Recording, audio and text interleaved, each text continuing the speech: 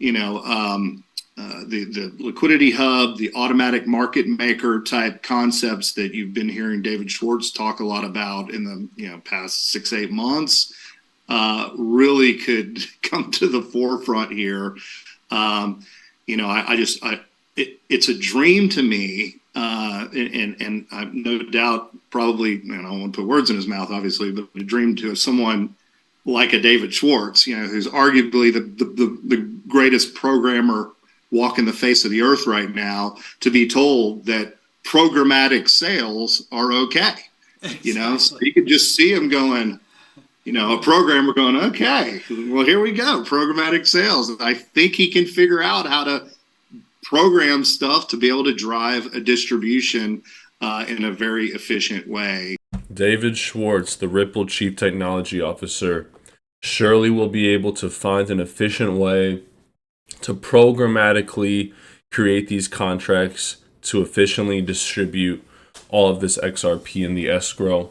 Exciting times to be an XRP holder. Welcome back to the channel. Thank you guys for joining me. Can I get a few likes on this video? It's free and it supports the channel. Go ahead and take a moment to smash that like button. It's been a long 2-year wait, and we're finally starting to see the dollar strength index, the DXY. And if you guys do use Twitter, definitely follow your boy Drippy XRP on Twitter.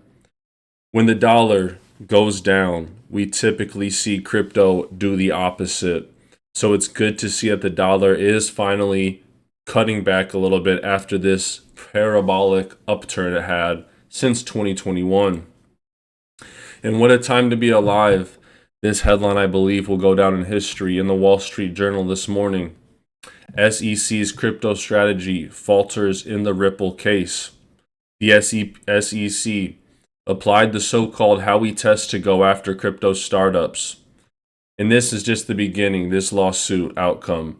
I'm going to show you a 2016 conference that I believe really shows how the stars align for something like XRP and a global financial product.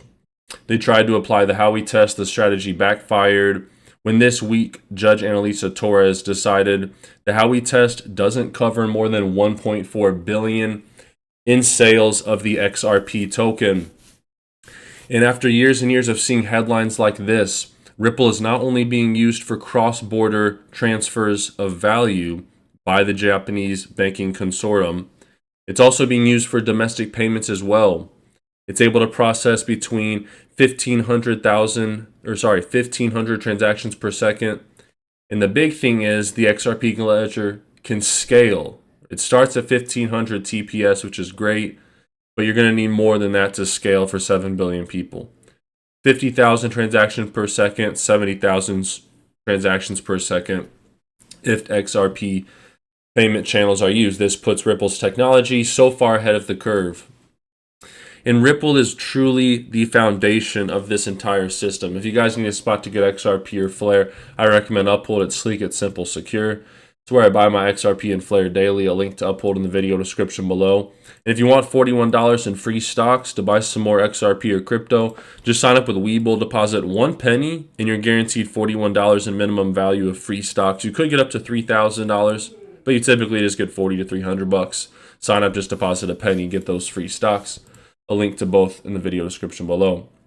And here we have another big client, Euro, talking about business-to-business payments and how Ripple still utilizes companies like Visa and MasterCard and these traditional banks, but underneath them is the blockchain to speed up and to save time. And one of Ripple's largest partners, before I show you guys the juicy extra special sauce that I found today, Ripple has this big partner, Temenos.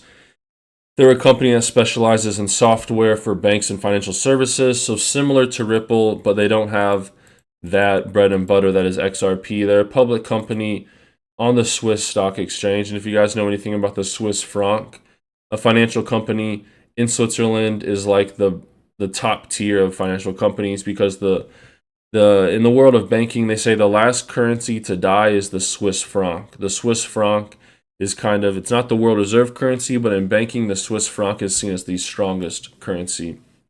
Okay, so Ripple's partner came out and they said they are going to move the Canadian Tire Bank to the Temenos banking cloud. Now, listen to something they talk about the throughput here. This is a member of the Temenos group. Benchmark, and you have announced a new benchmark with Temenos, MongoDB, and Microsoft. So can you tell us a little bit more about this? I'll come to you first, Tony, and also why is it good for your clients? Absolutely. I mean, really, really excited to announce these benchmark results. So this is, a much more broader mix than we've done before. Leaning what we were just saying about this idea of BaaS. So it was a mixture of retail and embedded finance, taking us to a frankly staggering 150,080 TPS, which is 150,000 transactions per second. Absolutely staggering.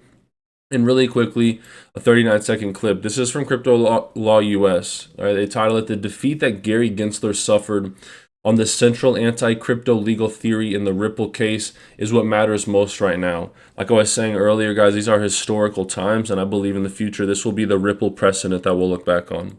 What we need to focus on is what is the impact of this decision now and for the foreseeable future?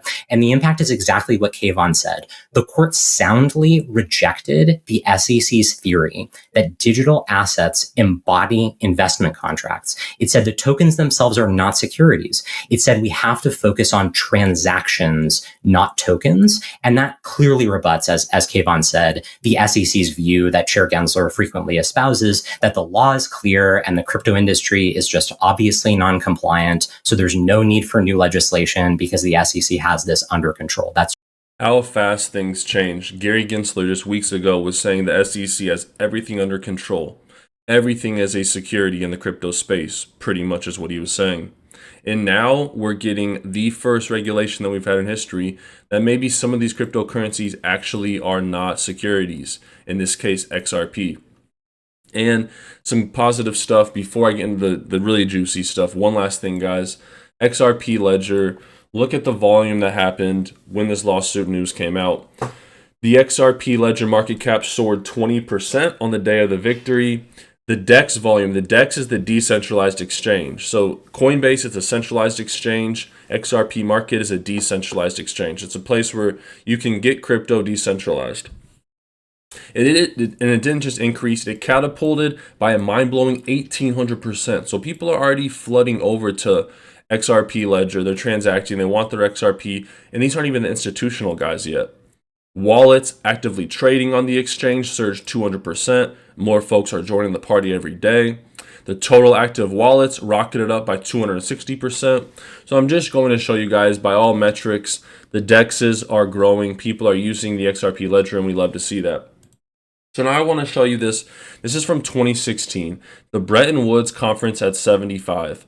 The focus of the conference was how the dollar as the world reserve currency is something less than optimal for the global financial system. So think about all the headlines the past 2 years about the global financial system. Well, they were talking about how the dollar was terrible for the global financial system back in 2016. They knew this was coming. The second message at the conference was that there's a need for a more equal power structure. The panel hosted a lot of big players. You had EU representatives, China, and Indian representatives. They also talked about we can imagine a new and expanded role for the IMF. This is the International Monetary Fund. By adapting and modernizing some old ideas, what's called the Keynes Plan and the Trifflin Plan. Okay? The Keynes Plan and the Trifflin Plan. It was an alternative set of proposals for international monetary institutions proposed by John Keynes at the Bretton Woods negotiations on post-war monetary arrangements in 1944. Okay? The Keynes Plan would have involved the creation of the International Monetary Unit, the Bancor.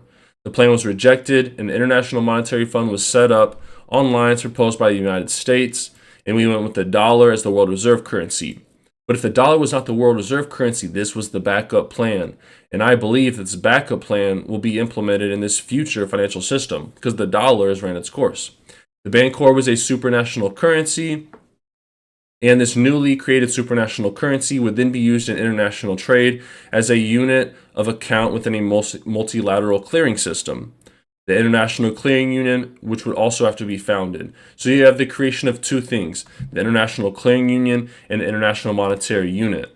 I believe that XRP could play the role as a supranational currency. We've seen it marketed as that before, and it could be that in the future. Let me know what you guys think about this Keynes Trifflin plan. If you guys made it to the end of the video, thanks for watching. when you watch the full video. It really supports the channel. So make sure you subscribe if you're new, smash that like button, and comment IMF in the comment section below if you made it to the end of the video. God bless you all. Take care of yourselves. Take care of your families. Until next time.